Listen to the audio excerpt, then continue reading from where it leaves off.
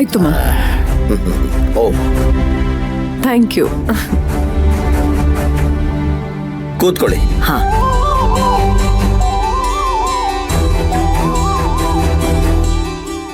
ನೀನು ಕೂತ್ಕೊಮ್ಮ.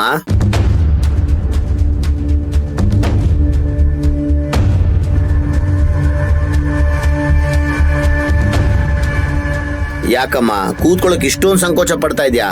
ಕೂತ್ಕೊಮ್ಮ. ಅಯ್ಯೋ ಇರ್ಲಿ ಸರ್. ಪರವಾಗಿಲ್ವೇ? ಕೆಲಸದೊಳಾದ್ರೂ ಸಂಸ್ಕಾರ ತುಂಬಾ ಚೆನ್ನಾಗಿದೆ. ಈಗಿನ ಕಾಲದ ಮಕ್ಕಳಿಗೆ ಈ ಸಂಸ್ಕಾರ ಇಲ್ವೇ ಇಲ್ಲ. ಏನ್ ಅಂಕಲ್ ನೀವು ಕೆಲಸದವ್ರ ಬಗ್ಗೆ ಇಷ್ಟೊಂದೆಲ್ಲ ಹೊಗಳ್ತಾ ಇದ್ದೀರಾ? ನಾವು ಕೆಲಸದವರು ಅಂತ ಕಡೆಗಣಿಸ್ತೀವಿ, ಆದ್ರೆ ನಮ್ಮ ರಾಜಕೀಯದಲ್ಲಿ ಇಂಥ ಕೆಲಸದವರಿಂದಲೇ ನಾವು ಈ ಮಟ್ಟಕ್ಕೆ ಬೆಳೆಯೋದು.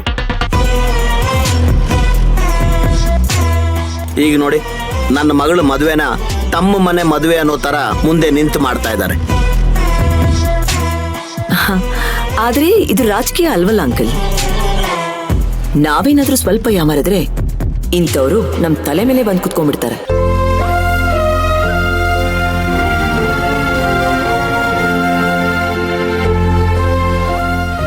ಇರ್ಲಿ ಬಿಡಮ್ಮ. ಆಮೇಲೆ ನಿಮ್ ತಮ್ಮ ಅಂದ್ರೆ ನಾನು ಅಳಿಯಂದ್ರು ಮದುವೆ ಬಗ್ಗೆ ಏನ್ ಹೇಳ್ತಾರೆ? ಇನ್ನೇನ್ ಹೇಳ್ತಾರೆ, ನನ್ನ ಮಗಳು ಖುಷಿ ಪಡೋ ತರ ಅವರು ಖುಷಿಯಾಗಿರ್ತಾರೆ.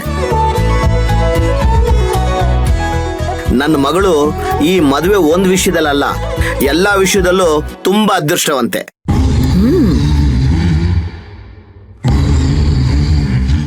ಏನಕ್ಕ ಇವ್ರ ಮಗಳ ಬಗ್ಗೆ ಪುರಾಣ ಬಿಚ್ಚಿಡ್ತೋ ತರ ಕಾಣಿಸ್ತಿದೆ.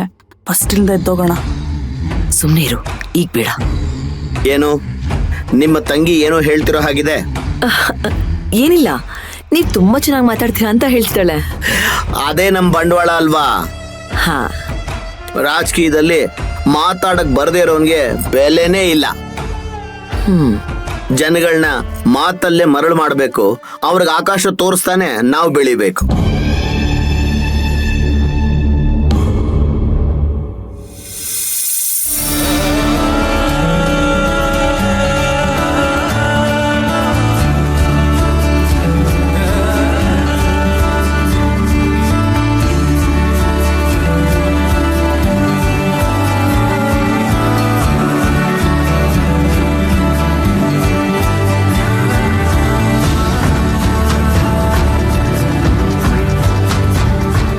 ಅಂದ ಹಾಗೆ ಅಳಿಯಂದ್ರಿಗೆ ಬಟ್ಟೆ ಕೊಟ್ಟು ಕಳ್ಸಿದ್ವಿ, ನೋಡಿದ್ರ ಅವ್ರಿಗೆ ಇಷ್ಟ ಆಯ್ತಾ? ಅದು ತುಂಬಾ ಕಾಸ್ಟ್ಲಿ, ನನ್ ಮಗಳೇ ಸೆಲೆಕ್ಟ್ ಮಾಡಿದ್ದು. ಇನ್ನೂ ಇಲ್ಲ ಅಂಕಲ್, ಹೇಗಿದ್ರು ರಿಸೆಪ್ಷನ್ಗೆ ಹಾಕೋತಾನಲ್ಲ, ಆಗ್ಲೇ ನೋಡ್ತೀವಿ. ಏನ್ರಿ ಮನೆಗ್ ಬಂದವ್ರ ಹತ್ರನೂ ನಿಮ್ ಪುರಾಣ ಶುರು ಮಾಡ್ಬಿಟ್ರಾ? ಹೊರಗೆ ಎಷ್ಟು ಕೆಲ್ಸ ಇದೆ ಹೇಳಿ. ಲೇ, ಅದನ್ ಮಾಡೋದಕ್ಕೆ ಆಳುಗಳಿಲ್ವಾ? ಆದ್ರೂ ನೀನ್ ಹೇಳಿದ್ಮೇಲೆ ಅದೇನ್ ಕೆಲ್ಸ ಇದೆ ಅಂತ ಹೋಗಿ ನೋಡ್ತೀನಿ. ಒಂದ್ ನಿಮಿಷ ಬಂದೆ.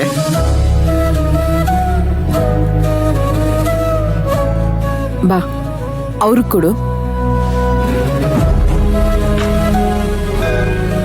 Thank you.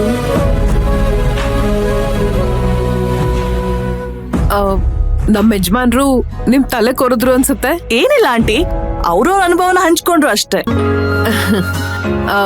ಸರಿ, ನೀವ್ ಜ್ಯೂಸ್ ಕುಡಿತೀರಿ, ನಂಗೊಂದ್ ಸ್ವಲ್ಪ ಕೆಲ್ಸ ಇದೆ, ನಾನ್ ಮುಗಿಸ್ಬಿಡ್ತೀನಿ. ಸರಿ. ಸದ್ಯ ಇವರು ಕೊರಿತಾರೆ ಅಂತ ಅನ್ಕೊಂಡೆ, ಹಾಗೆ ಹೋದ್ರು. ಅಬ್ಬಾ, ಆ ಮಿನಿಸ್ಟರ್ ಎಷ್ಟು ಕೊರಿತಾರೆ.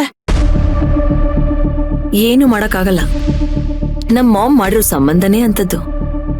ನಮ್ ಮಾಮ್ಗೆ ತಲೆಯಲ್ಲಿ ಬುದ್ಧಿ ಇಲ್ಲ. ಅಮ್ಮನಿಗೆ ಬುದ್ಧಿ ಇರ್ಲಿ, ಅಣ್ಣನಿಗೆ ಬುದ್ಧಿ ಬೇಡ್ವಾ? ಇವಳಲ್ಲಿ ಅದೇನ್ ನೋಡಿ ಮದ್ವೆ ಆಗ್ತೀನಿ ಅಂತ ಕೂತಿದಾನೋ. ಮೇಡಮ್, ಏನ್ ಹೇಳ್ತಾ ಇದ್ದೀರಾ ನೀವು? ಏಯ್, ಇದನ್ನೇ ಬೇಡ ಅಂದಿದ್ದು. ನಾವು ಮಾತಾಡ್ತಿರೋದನ್ನ ಕದ್ದು ಕೇಳಿಸ್ಕೊತಾ ಇದ್ಯಾ? ಹಾಗಲ್ಲ ಮೇಡಮ್, ನೀವು ಮದ್ವೆ ಬಗ್ಗೆ ಮಾತಾಡ್ತಿದ್ರಲ್ಲ, ಅದಕ್ಕೆ ಕೇಳ್ದೆ ಅಷ್ಟೆ. ನಿಮ್ಗೆ ಈ ಮದ್ವೆ ಇಷ್ಟ ಇಲ್ವಾ ಮೇಡಮ್? ಇಷ್ಟ ಇಲ್ಲ ಅಂದ್ರೆ ನೀನ್ ನಿಲ್ಲಿಸ್ಬಿಡ್ತೀಯಾ?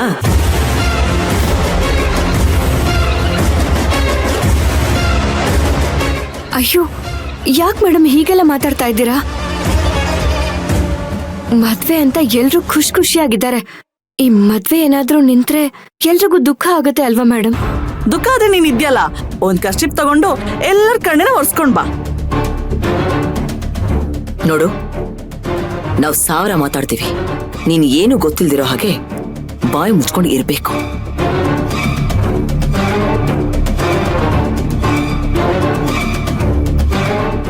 ಹಲೋ, ನೀವಲ್ಲ ಅವಳು. ಯಾಕೆ? ಅಮ್ಮ ಅವಳನ್ನ ಕರಿತಿದ್ದಾಳೆ.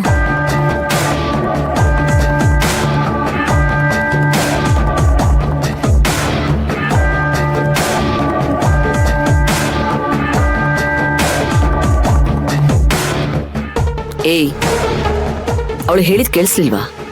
ಹೋಗೇನು ಅಂತ ಕೇಳ್ಕೊಂಡ್ ಬಾ. ಮೇಡಮ್, ಮೊದ್ಲೇ ಅವ್ರಿಗೆ ನನ್ ಮೇಲೆ ಕೋಪ ಇದೆ. ಕೋಪದಲ್ಲಿ ಏನಾದ್ರೂ ಅಂದ್ಬಿಟ್ರೆ? ಬಾಯಿ ಮುಚ್ಕೊಂಡು ಅವಳು ಕರೆದಾಗ ಹೋಗುದನ್ನ ಕಲಿ. ಅವಳೇನ್ ಹುಲಿನಾ ಸಿಂಹನ ನಿನ್ನ ತಿನ್ಬಿಡಕ್ಕೆ? ನಾವೆಲ್ಲ ಇಲ್ಲೇ ಇದೀವಿ. ಮಯೂರಿ, ನಾವಿದೀವಿ ತಾನೆ, ಮತ್ಯಾಕ್ ಭಯ? ಅವಳಂತದ್ದೇನಾದ್ರೂ ಪ್ರಾಬ್ಲಮ್ ಮಾಡಿದ್ರೆ ನಾವ್ ಬಂದ್ ಮಾತಾಡ್ತೀವಿ, ನೀನ್ ಹೋಗು.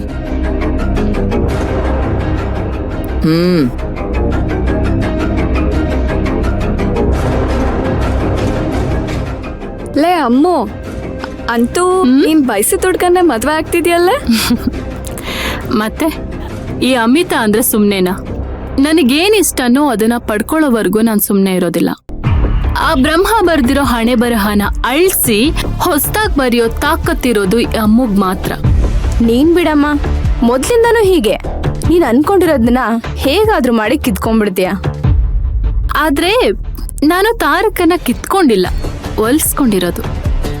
ಮೊದ್ಲು ತಾರಕ್ ನನ್ನ ಹತ್ರ ಮಾತಾಡೋದಕ್ಕೆ ಹಿಂದೆಟ್ ಹಾಕ್ತಿದ್ದ, ಆದ್ರೆ ಈಗ ನಾನಂದ್ರೆ ಹುಚ್ಚಿಡಿಯೋ ರೇಂಜಿಗೆ ಮಾಡಿಟ್ಟಿದ್ದೀನಿ. ಸೂಪರ್ ಕಣೆ ನೀನು. ಹಾಗಾದ್ರೆ ಮದ್ವೆ ಆದ್ಮೇಲೆ ಹನಿಮೂನ್ಗೆ ಎಲ್ ಪ್ಲಾನ್ ಮಾಡಿದೀರಾ? ಅದೆಲ್ಲ ಸೀಕ್ರೆಟ್. ನಾವಿಬ್ರು ಹೋಗೋ ಜಾಗ ನಮ್ಮಿಬ್ಬರಿಗೆ ಮಾತ್ರ ಗೊತ್ತಿರ್ಬೇಕು.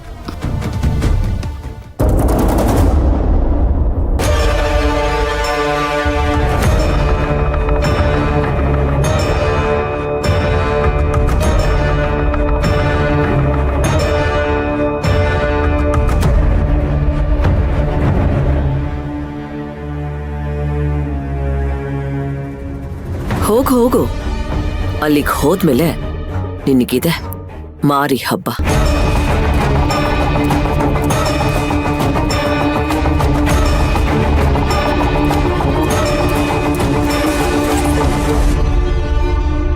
ಮೇಡಮ್, ಕರೆದ್ರಂತೆ.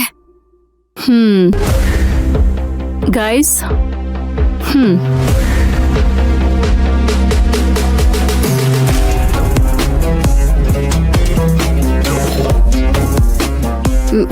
ಮೇಡಮ್, ಡೋರ್ ಲಾಕ್ ಮಾಡು.